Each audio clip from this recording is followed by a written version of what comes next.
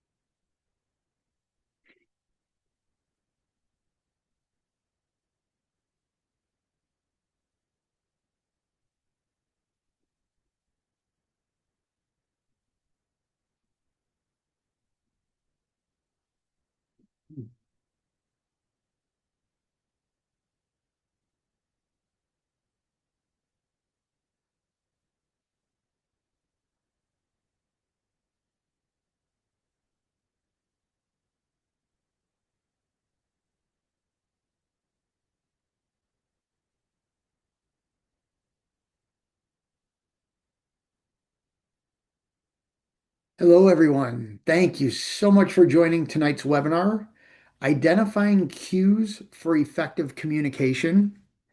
I'm absolutely thrilled to be with you this evening. And as I've worked with 99 and all of you, the wonderful talent for 99, the Unagency, one of the things that I found through all of the programs that I offer is people really have been gravitating toward communication, a lot of the subjects that I teach. So this is actually the first time I'm doing this program for 99. I do these programs for other industries, other areas. This is actually the first time I'm doing this particular program. So I'm excited to see what you think. And of course, all of you get a survey at the end of every one of these programs. Please fill out the surveys. It helps 99 decide what programs you all want, what programs you all need. Um, Plus, if there's any feedback you have for us, the instructors, we're massively grateful for all the feedback. So we appreciate that. Make sure you fill out your surveys at the end. I always like to start out my programs with seriously thanking 99, the Unagency, Justin Gray, and the entire crew there.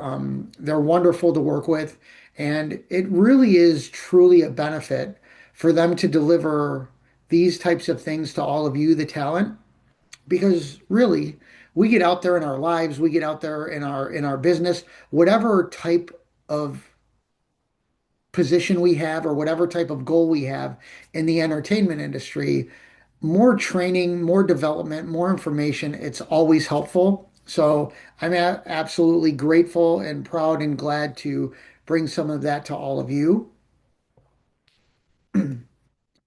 For those of you that have been in rooms with me before, welcome back. Thank you so much for coming back.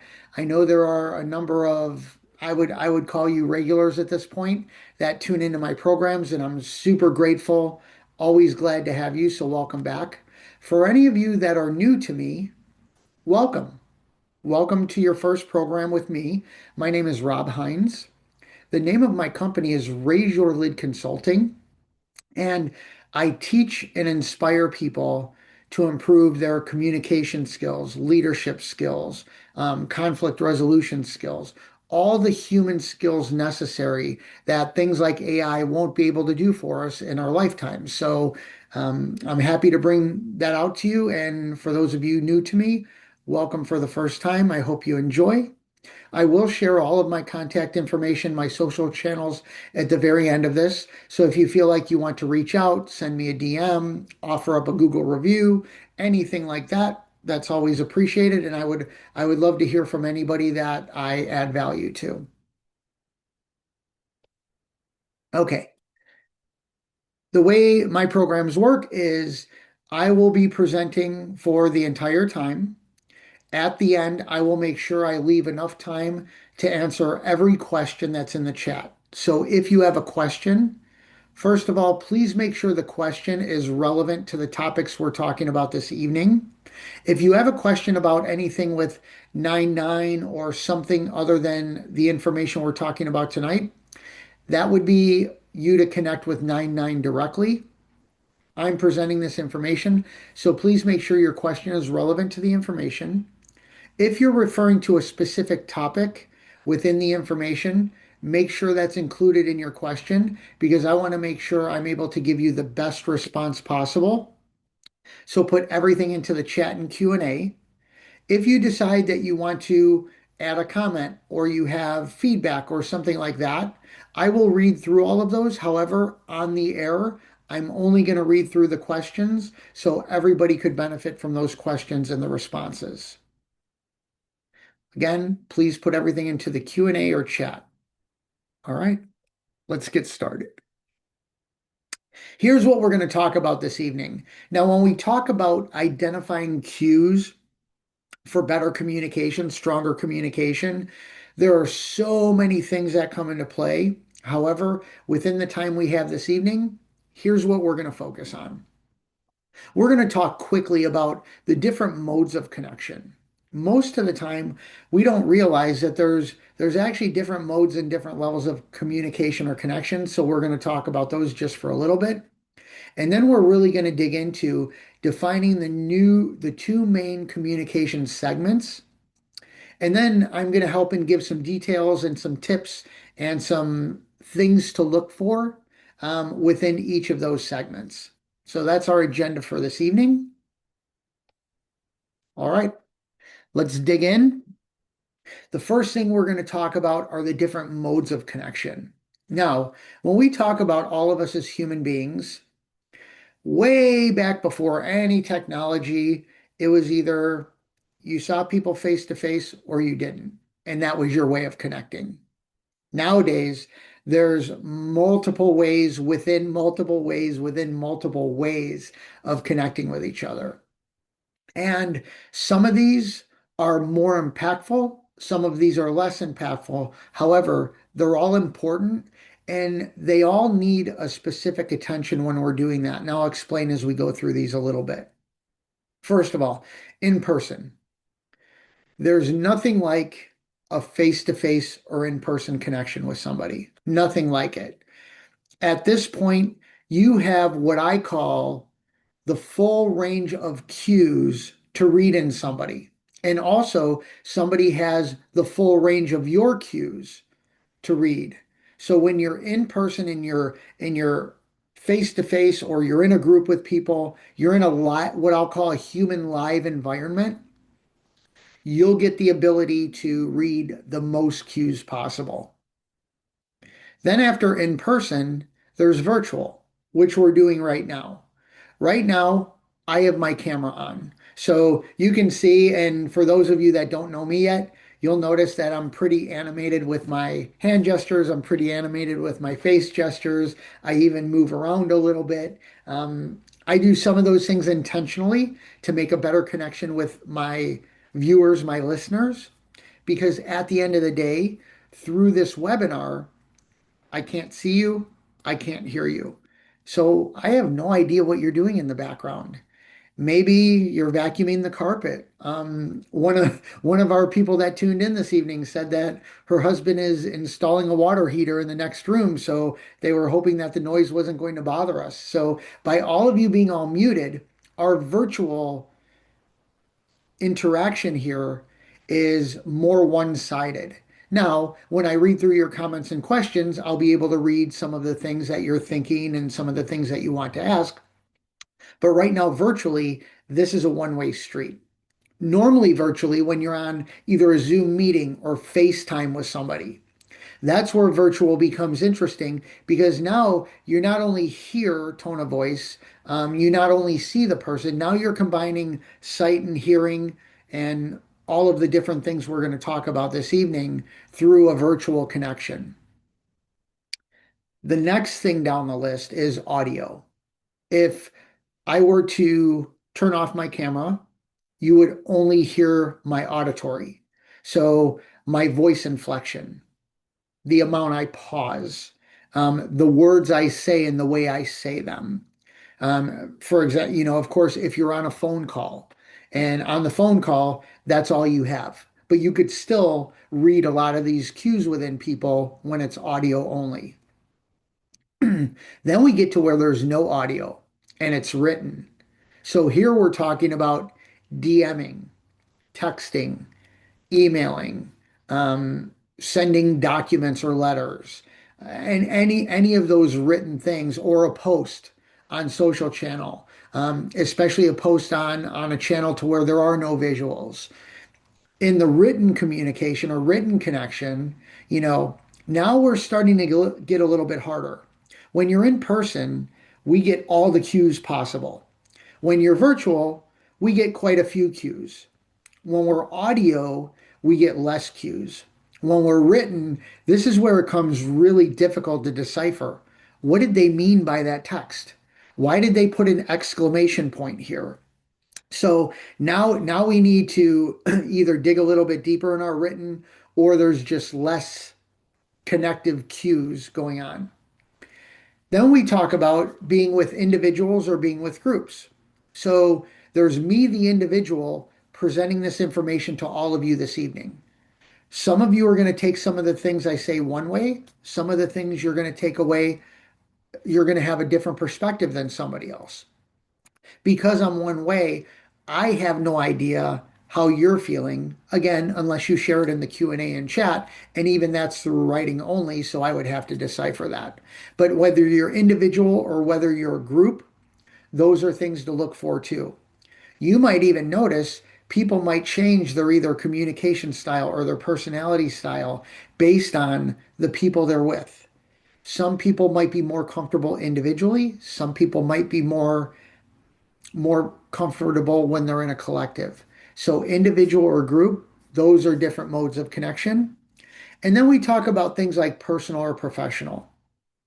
When you're with your family, when you're with your friends, when you're with your inner circle, when you're at an audition or a recording or a model shoot, anything like that. There are different modes of connection when we talk about those different environments, so to speak. So that would be personal or professional. Those are the modes of connection. Okay. Now we're going to talk about the two segments that we're going to detail out in this program this evening. The first thing we're going to talk about is the unspoken, or what we call the nonverbal. Those are some of the cues or indicators for communication and connection that we look at. Then there's the spoken word, the verbal, the auditory, the sound. If any of you have read a book before and then also listened to the audiobook, you may have a different take on when you read the book through writing or you listen to the author or somebody who was talking the book through on audiobook, you may have that difference and you may have a different perspective or a different take on the information. So we're going to talk about the unspoken or nonverbal. We're going to talk about the spoken or verbal. Before we do that, this is a communication breakdown, and this was a study by Dr. Albert Mehrabian, and it's called the 738-55 communication rule. Now, these these percentages can weigh plus or minus a little bit, but overall, the research shows that 7% of our communication is through spoken words. So the way we interact, the way we connect with people, about 7% is through the spoken word. Then 38% of the way we perceive or we receive information, we receive connection or communication from people is from tonality, tone of voice. How do people sound? And then there's the spoken word, what words are used, that sort of thing. The majority of our communication, 55% or more, comes from body language. And I'm sure all of you in the room can attest to this. At some point, you walked into a room and you might have looked across the room and you saw somebody and you could kind of tell what mood they're in, or you get a sense of their personality. And then, of course, once they start talking, now you start putting all the cues together and you're able to pick things out. But our body language, some of our body language is what we would call automatic or auditory. It just happens. Some of our body language is very intentional. And the more you get skilled at these things, the more you can actually have more control over your body language, your tone of voice, the words you speak. But that's how communication really breaks down. Normally, when I teach this in a workshop or a live class, people are astounded by this. Normally, people think of it the opposite. They think of, well, the spoken word has the most connection or the most cues out there. And it's not, it's the opposite, it's body language. All right. So we're going to talk about that first, the unspoken or nonverbal cues. These are the things we're going to break down a little bit this evening. We're going to talk about your demeanor, which is demeanor is basically your attitude, how you show up, not only for others, but how you show up for yourself. Then we're going to talk about actual body language, facial expressions, behavior, and then we're going to talk a little bit about what I call observational recognition. And that's, are you paying attention enough to people to realize what cues they're giving you? Now, if you've been in any of my communication classes before, one of the things we talk about with making a strong connection with people and communicating well with people is actually being less self-absorbed and more observant. So the more observant you could be without being about yourself and putting yourself into things, the better you're going to be at reading cues. The more you're only worried about what you're going to say and how you're going to do things and what you're doing, when you do that, you take the attention away from being aware of others. So there's a lot of harmony and balancing that can go on with observational recognition. All right. When it comes to your demeanor, how you show up. Now, we have our own perception, which is self-perception. Here's how I think I am. Here's how I think my attitude is. Here's how I think I'm showing up. That's our perception. Now, with demeanor, it's also the way you're perceived. You may think you're coming in, let's say, in a great mood. However, maybe your actions, your words, your tonality, a lot of the things, or the way your body language is, maybe it's telling a different story to somebody else, or somebody else is perceiving that. So, how you appear in demeanor is the perception and the attitude that others are receiving from you. We all know, or we think we know, what we're putting out there. However, it may not perfectly match, and sometimes it just doesn't. It may not perfectly match how others are receiving us. So there's how you appear is your demeanor, then how you act. What actions are you taking? You know, are you talking about you're in a mellow mood, but you're moving a million miles an hour and your hands are going everywhere and it's not really matching the vibe you think you're putting out there or the vibe you want to put out there.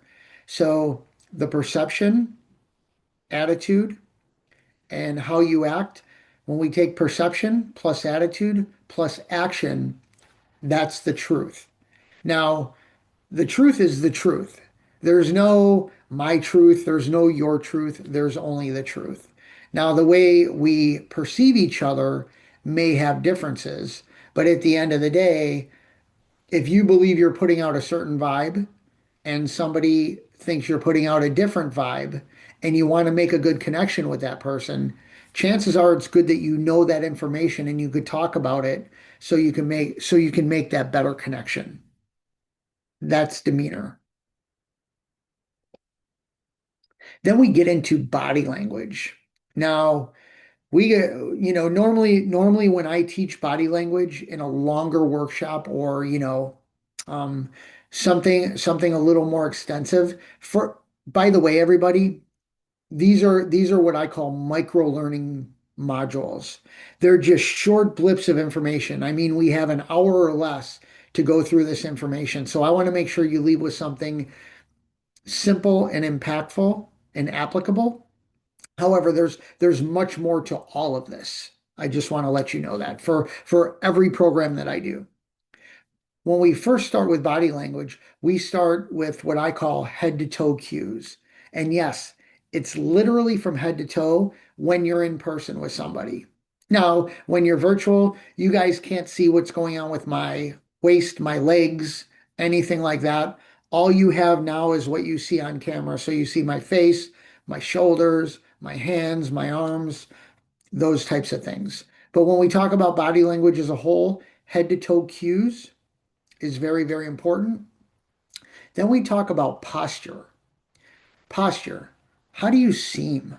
Are you real tight and closed off, which leads people to think that you're either nervous, you're not confident, um, there may be something fearful. Sometimes people clam up because they're cold. So it doesn't necessarily need to be a negative cue. But when you start reading people's body language from head to toe, you start to look at all these things, and once you start putting the pieces of the puzzle together, you get a better assessment.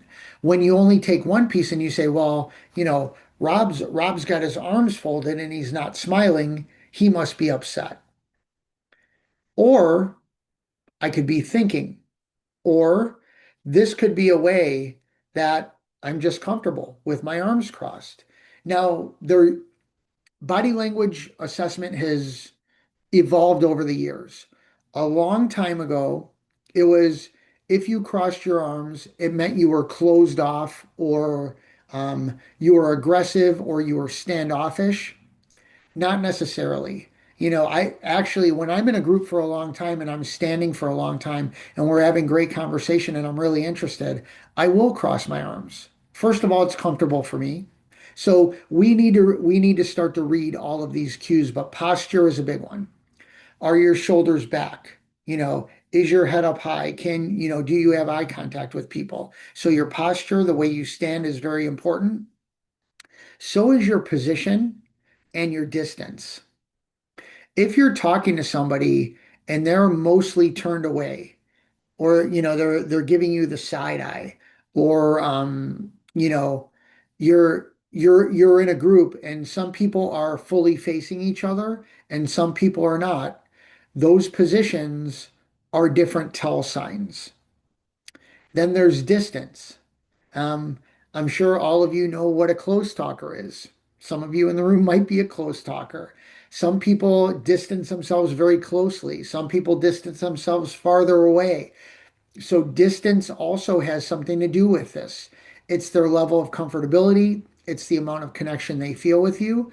There are some people that just don't want you to get close to them. Are you reading and realizing that, or are you invading their space?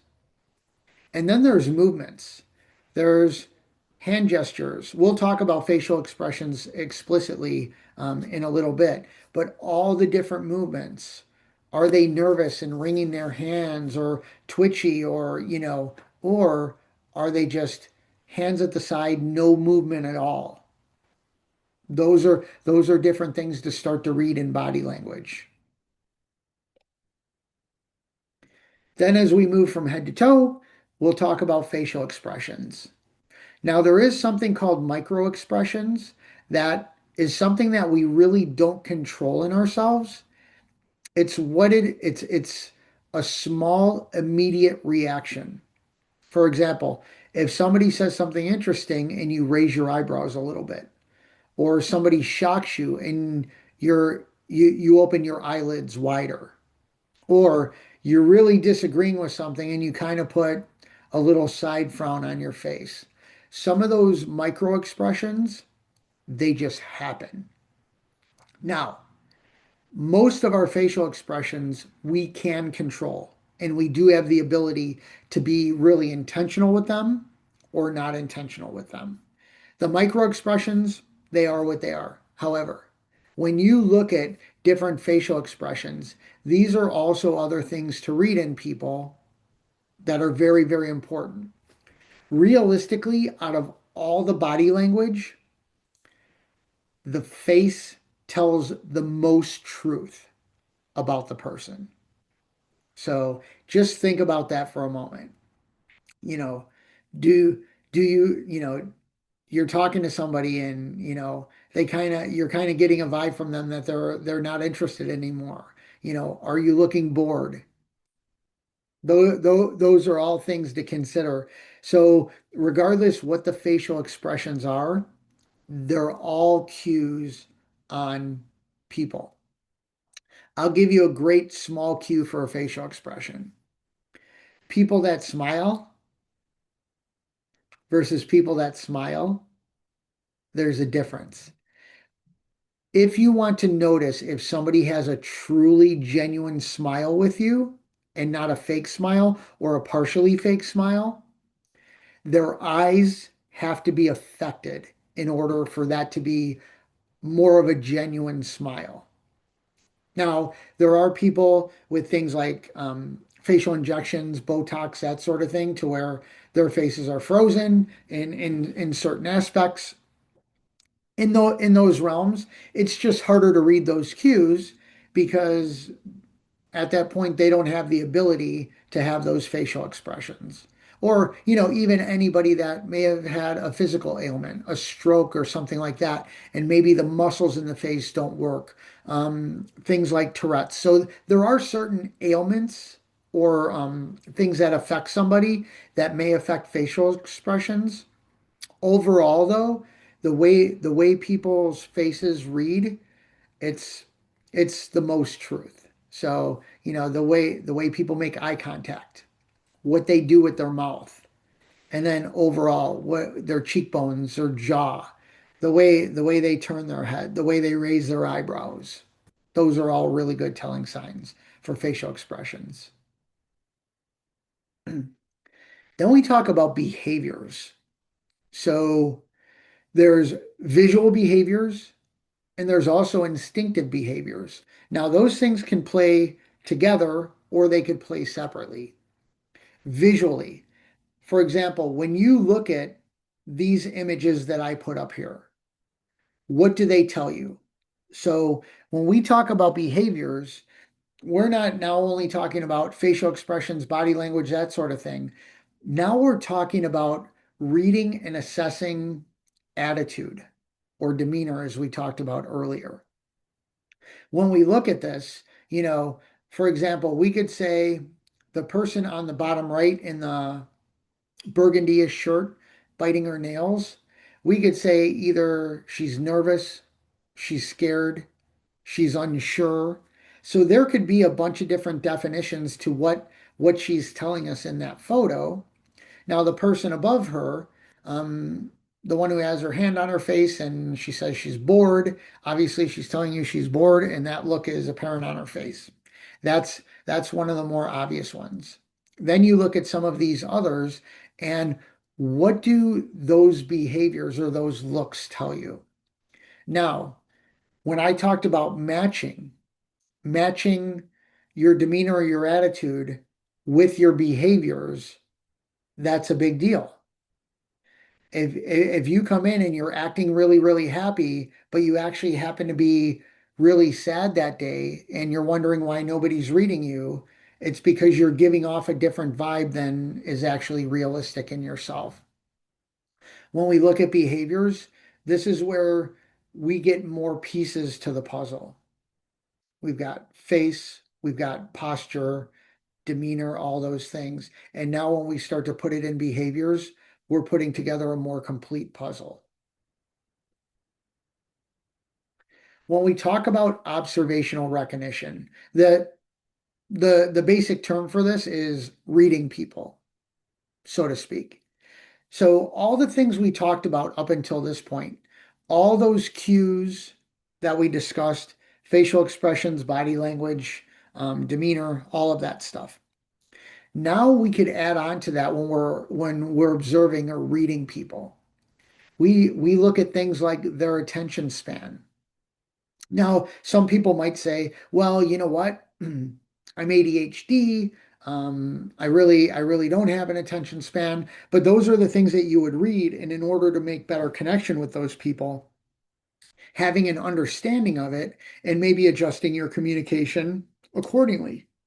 But at least paying attention to people's attention spans is a really good, more advanced way of reading people. And then reactions, your reactions and their reactions. So you look at the way people react. Is their reaction matching what you feel they're thinking or feeling about this? You know, a really good example of reactions is people who are head nodders. They nod along. They're like, yep, yep. And they're nodding like a yes, like a positive. However, you see in their other reactions that they're only doing that maybe to appease somebody. So you start to notice that difference. You recognize that difference and you think, okay, they're saying yes, yes, yes, but really, I don't feel like they're paying attention to me. So maybe their attention span is off, but they're doing the whole head nod thing. So people's reactions are very, very important when you're trying to read people deeply.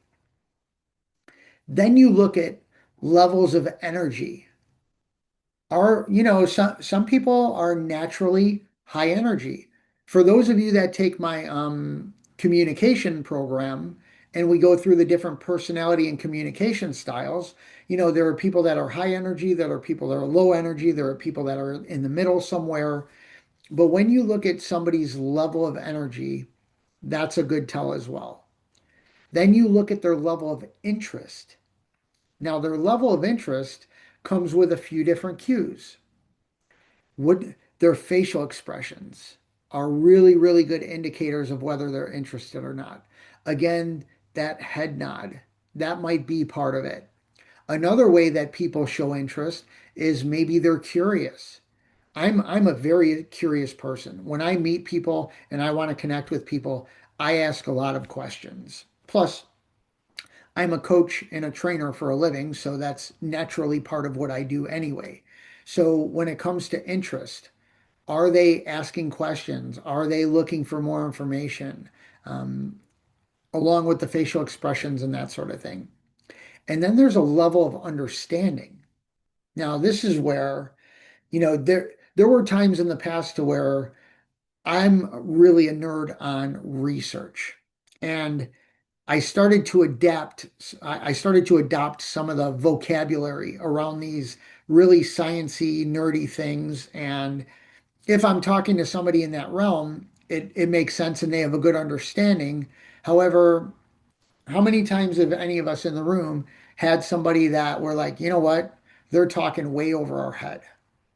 And it doesn't even need to be something that's like of high IQ. This happens in industries all the time. There's certain, I call it industry speak, that people talk about that some people may not have an idea. So when you talk about people's levels of understanding when you're trying to connect with them, are you using a lot of jargon? The entertainment industry, they have a ton of jargon. You know, I always thought that all the people in the scene of a movie were called extras. I learned through my experience in the entertainment industry that most of the time they're called background or BGs. The first time I heard BG, I had no idea what they were talking about. I was there as a BG, but I thought of it as an extra. So when they said BG, I didn't understand that. So that jargon reduced my connection with that person because I didn't know what they were talking about.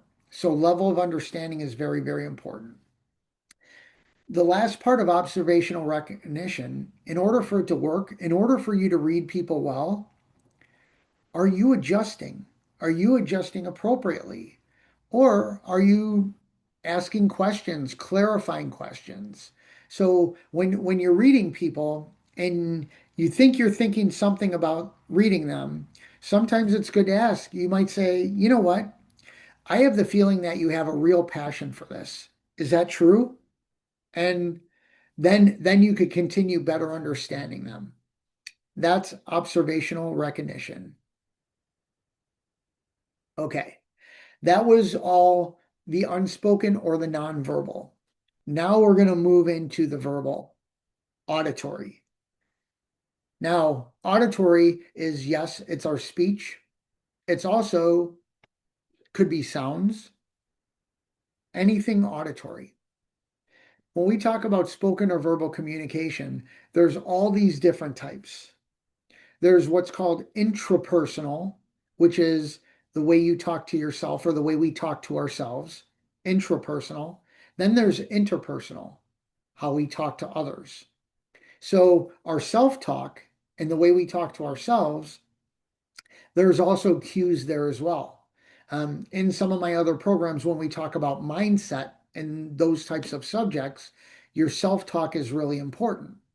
Instead of saying, I'm such a bad person, you could just easily manipulate that and say, I did a bad thing. And it doesn't attach the person to the action, that type of thing. Interpersonal communication is how we connect with each other verbally. And then there's things like small groups, big groups, um, especially, this picture up here with mass communication. Just think of our social channels. There's communication right there. And as we put videos out there, our verbal is very important. The things we're going to talk about in a little bit of detail are context, clarity, tonality, and verbiage. And I'm going to go into a little bit of detail about each of those. First, we're going to talk about context. Context is the situation you're in at the time or the environment you're in. Who's around you, what's around you. The situation is it a really deep discussion? Is it more of a fun discussion? Is it listening to instructions, either for a recording or a scene or a model shoot, anything like that? So there's situational. What situation are you in? Also, what environment are you in? Is it a low key environment? Is it a high energy environment? Is it loud? Is it tame? Um, so we look at the situation and the environment. Then the other thing with context we look at is familiarity. And that is, are we on the set of people we already know? And there's some familiarity there. Are we new? Are we new on the job? Are we new with people? Are we new with a group? Even for people in the room that may be musicians, you know, I didn't bring my guitar today, I brought my keys. So now I'm on the piano instead of the guitar. So there's familiarity. So when we look at context, when we talk about reading cues in people and cues in ourselves, all these things come into play. Normally, when we're familiar in a more familiar environment or a more familiar situation, excuse me, there's a little bit of comfortability there. I'm going to take a sip of water.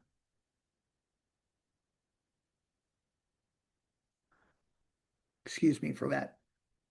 So when we're familiar, there's certain cues that we'll put out there that maybe we wouldn't if we weren't familiar. I'll put it that way. Then there's urgency and there's importance. This also helps in context. Do we need to get this done quickly or do we have time to work on it? Is this something that's really, really important? Or is it something that just might be a silly communication or a side project or something that really doesn't have a lot of importance to it? All of these things are considered context. So when you put these four things together, situational, environmental, familiarity, and then urgency or importance, now you get to read differently in people. Why that's important is because when you're I'll just give an example of all four of these. So let's say the situation is it's a brand new scene that we're filming. The environment is we're actually in a public area and they're doing their best to drown out the outside noise, but there's still outside noise. Familiarity. This is a new scene for everybody, and maybe all of the people participating are unfamiliar with each other. Then we look at urgency or importance. It's important that we get these scenes shot today, so there's urgency to it. It's important and it's urgent. So when we take all those contexts into play, now what we start to read in people can become more of a true assessment. Context is very important. Then there's clarity. Really, when it comes to clarity in verbal communication, it's your pace and it's your enunciation. There are a lot of times to where I'll use I'll use a show like The Voice as an example. When I watch The Voice and I hear somebody with a really good voice and they're not enunciating, it throws me off a little bit. So my read on that person is a little bit different because their enunciation is off. Same thing with somebody who speaks too quickly. Sometimes when they speak too quickly, they might skip words, they might mix words, and I just can't catch on. So clarity is really pace, the the pace that you're speaking in, and then enunciation. Are you understandable? And the same thing with people to you. Can I understand them? Now, sometimes this happens with people of different cultures, different languages, different ways of communicating. Sometimes people get used to being a fast talker, and that's what they do. Sometimes there's a little bit of a language barrier, and the enunciation piece kind of tailors off a little bit.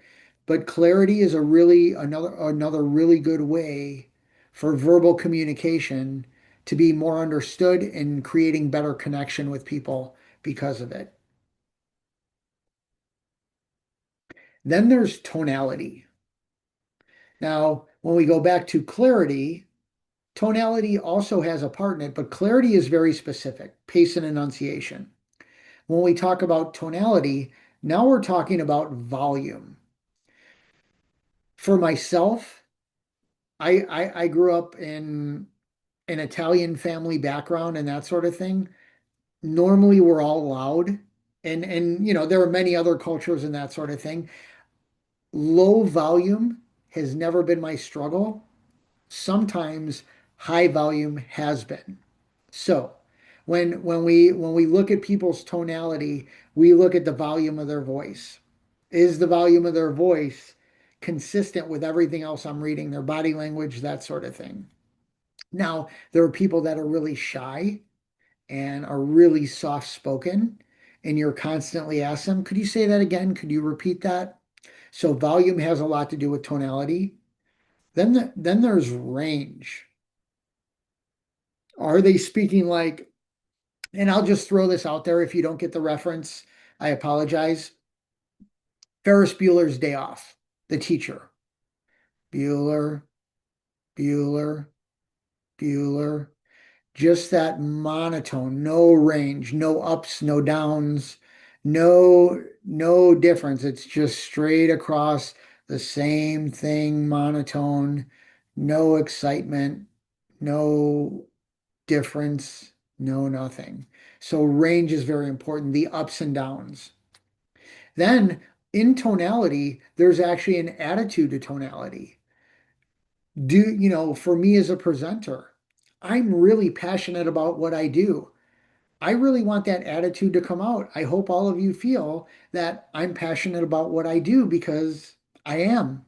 So I want to make sure that my voice or the tone of my voice shows that. Now, it could be something to where maybe you're having a more somber conversation, or maybe there was a passing of somebody, or maybe there was something terrible that happened, and your tonality is a little bit lower. So your attitude definitely can reflect those things. Same with your energy. You know, when I give certain speeches or certain classes about certain things, I do them at a much higher energy. When I'm talking about things that may be a bit uncomfortable for people, I may have a more moderate or a lower energy around it because I know it might be a tough subject for people.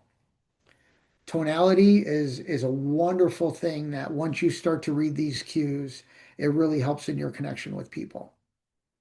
Then there's verbiage. Basically, verbiage are the words you choose, the words you use.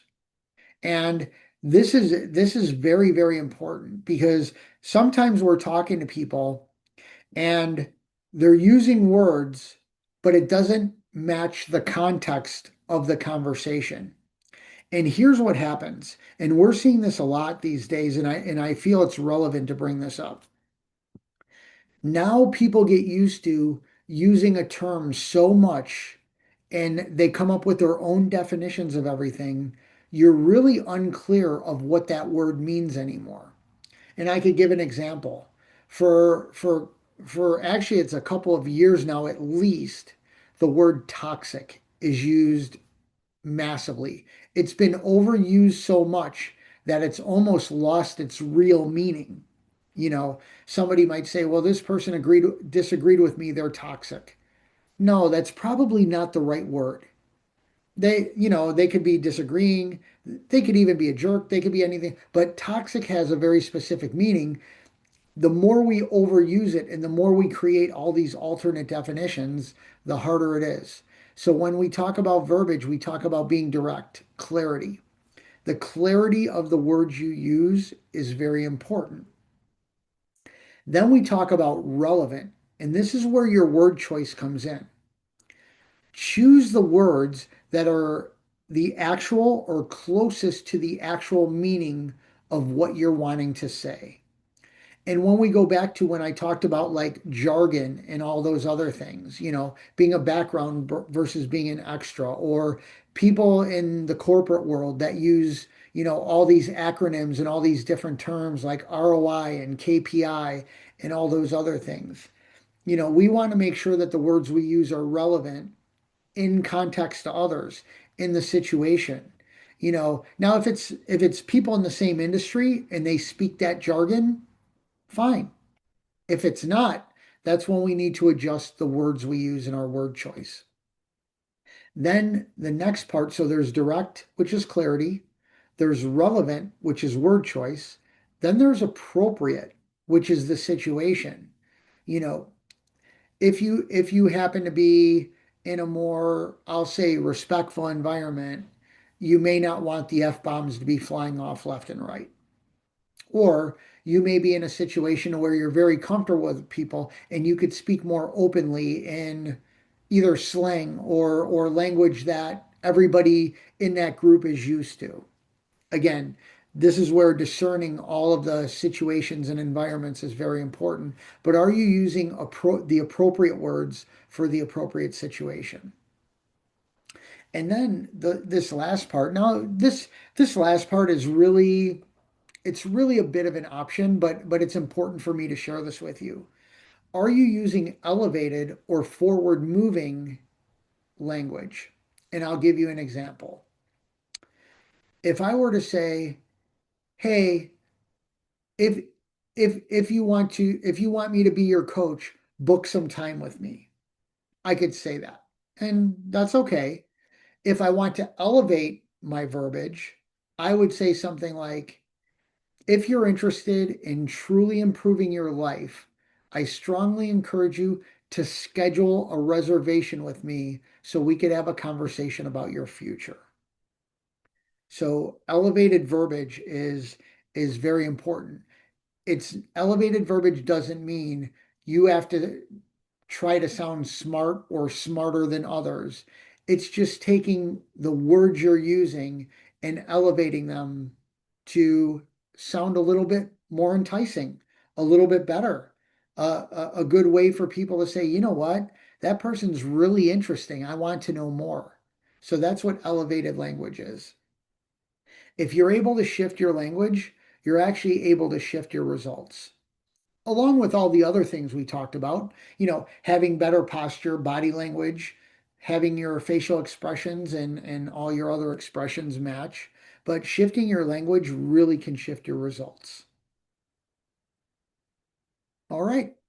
So we talked about the different modes of connection, whether it's in person, virtual, um, audio only, written only, and whether it's a personal or professional communication, whether it's with an individual or a group. We talked about those modes of connection.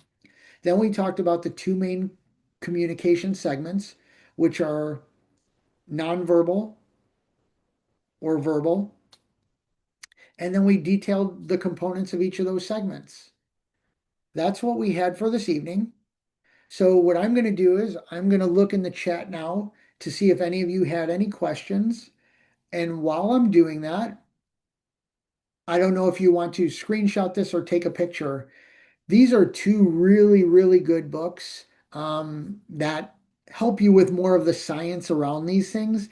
And it's funny because it's sciency, but not sciency. It's really easy to gravitate and understand. So if you really want to dig in deep, these are two really good books to read. And then while I'm looking through the questions, if you want to scan this QR code, one of the things I do in my programs is I leave you with a gift. And my gift to you is if you scan this, you'll actually be able to download or save into your device, whatever you want to do. You'll be able to save an outline of everything we talked about tonight. So I'll leave that up on the screen and let's see what we have in the Q&A.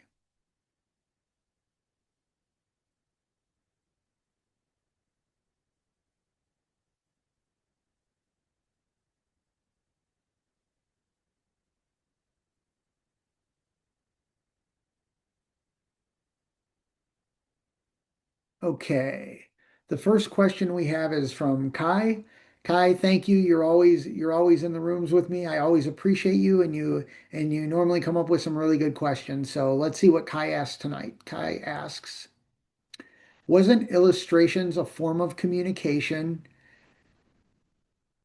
as well, people messaging in drawings or images? So yes, Kai, those would be written. That would be written in modes of communication, but what we're talking about mostly tonight is reading cues in people.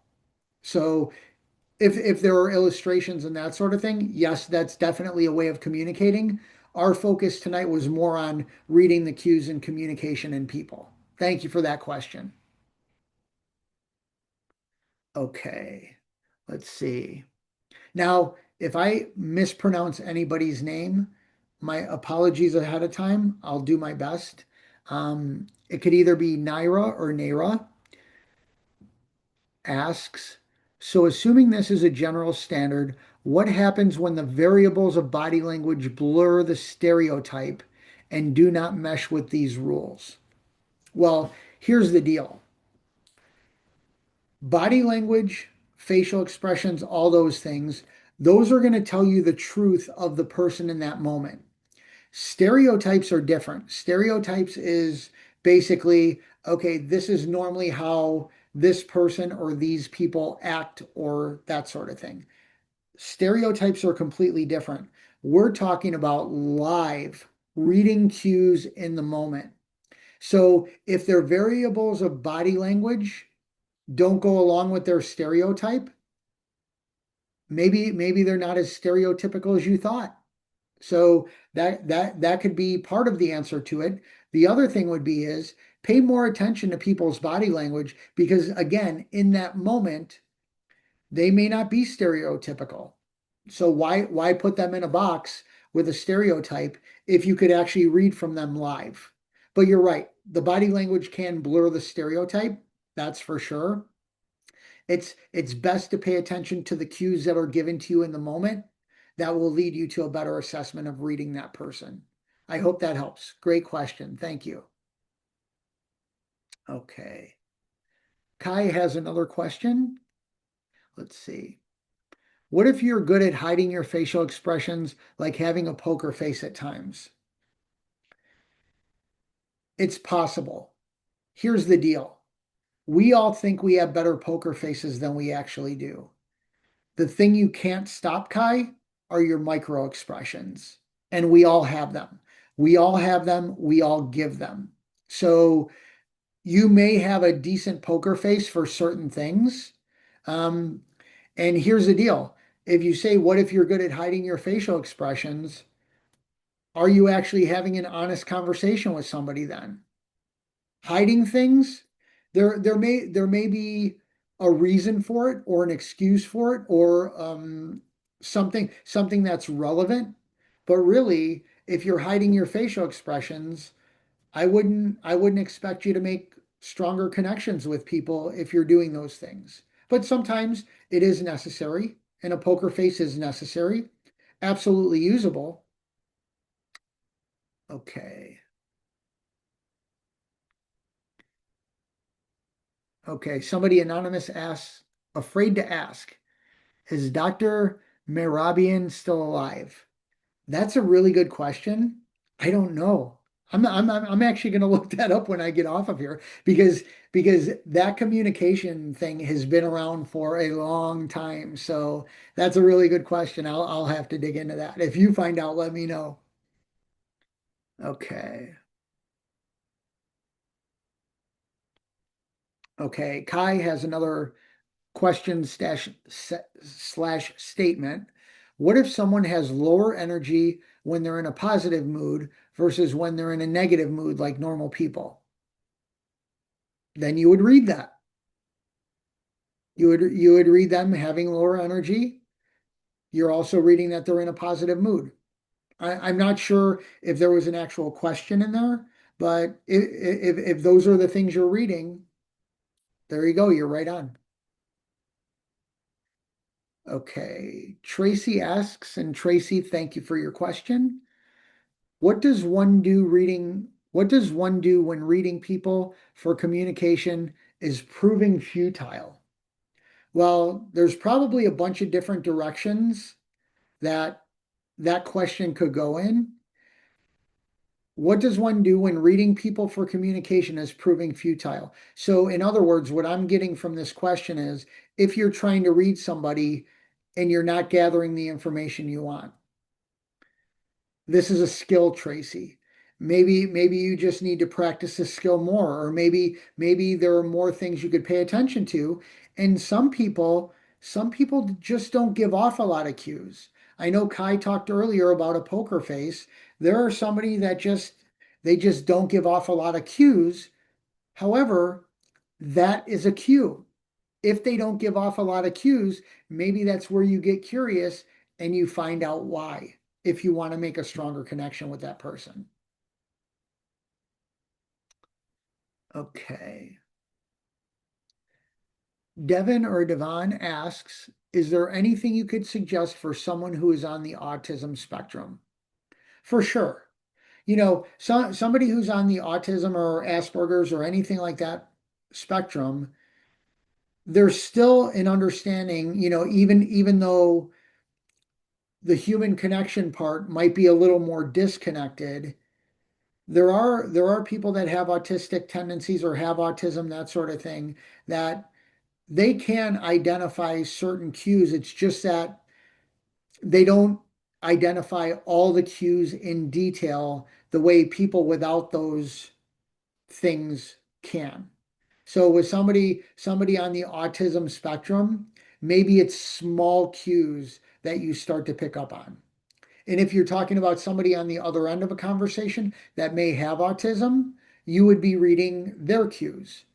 They're clearly not understanding, or they're clearly not able to communicate back with me. So reading cues from people on the spectrum, you would pick up on that.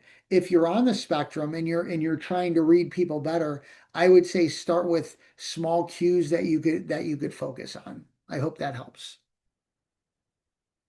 Okay. Let's see.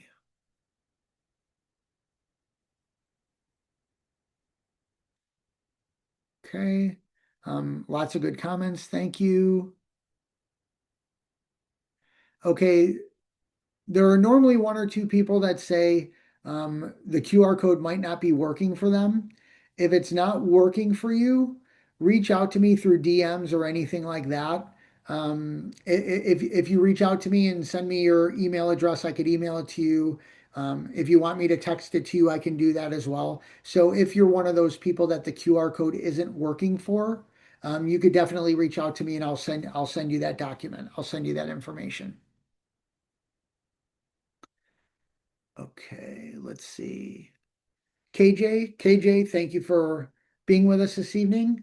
KJ asks, if you're in a group talking and you're the main person talking, how do I read them when they just walk away? Am I'm am I just boring them or the convo isn't in their interest? That's a good read. If people are walking away from you, well, first of all, if you're doing the majority of the talking, it's really hard to be interested in others and reading others when you're doing the talking. So when you're doing the talking, you're not doing any listening or learning. That's part of it, KJ. The other part of it is, how do I read them when they just walk away? Them walking away is the cue. They either didn't have interest or maybe they ran out of time, they had to get somewhere. You would read that actual action for what you believe it would be. So them walking away, there's your cue. Um, boring them, the convo isn't in their interest? Maybe, maybe. And that's what you could read. Are they walking away like, oh, you know what, I'm late for a meeting? Or are they walking away like, man, I've heard enough of this. I'm out of here. So all those different cues would be available to you as they're walking away or right before they walk away. Okay. Um, Here's all of my info. Some of you are asking me now for my DM info. So here's all of my info, and feel free to reach out to me through any of those. Okay. All right. It looks like those are all the questions for the evening, and right on time, everybody. Great. I truly hope you enjoyed this. Whether you took a screenshot of my information or if you could scan this QR code takes you to all that information. I would love to hear from any of you anytime. I'm grateful to be with all of you. I hope all of you have a wonderful evening, and we'll talk soon. I look forward to seeing you in a room down the road. Have a good evening, everybody.